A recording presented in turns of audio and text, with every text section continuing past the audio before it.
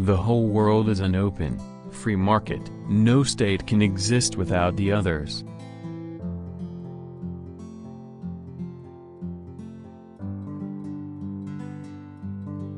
If the people allow something to happen, it's the right thing.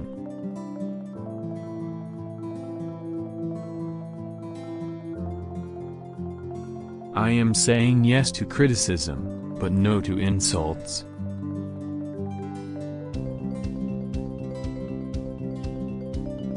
Similarly, gender equality, supremacy of law, political participation, civil society, and transparency are among the indispensable elements that are the imperatives of democratization.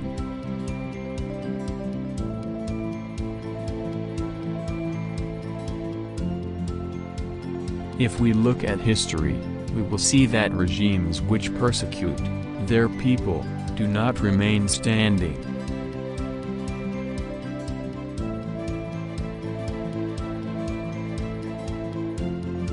If during their education our youths become alienated from their language, history, ancestors, culture and civilization, it means there is a very serious educational problem there.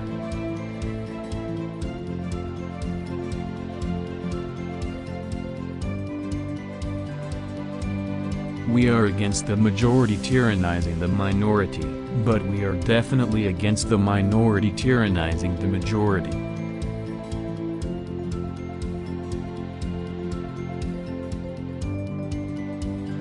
There is no moderate or immoderate Islam. Islam is Islam and that's it.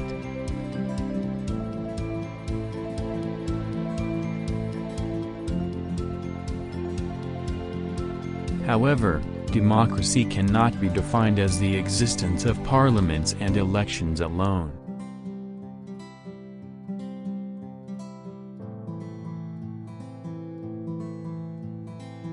Similarly, it is argued that the culture of Islam is incompatible with democracy. Basically, this conventional perspective of the Middle East thus contends that democracy in that region is neither possible nor even desirable.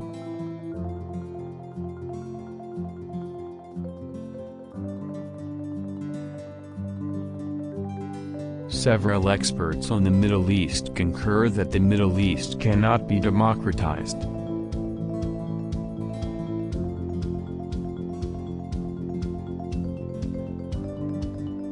As a politician who cherishes religious conviction in his personal sphere, but regards politics as a domain belonging outside religion, I believe that this view is seriously flawed.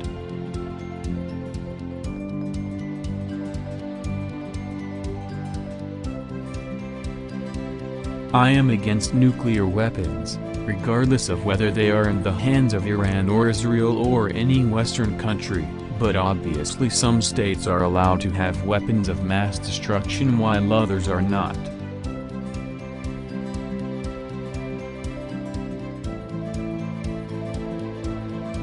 The knife in the hand of a murderer kills, but if you give it to a doctor, he will heal with it.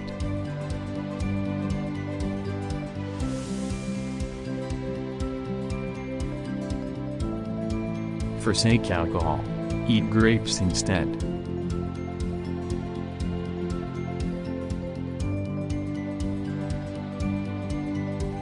You cannot put women and men on an equal footing. It is against nature. They were created differently.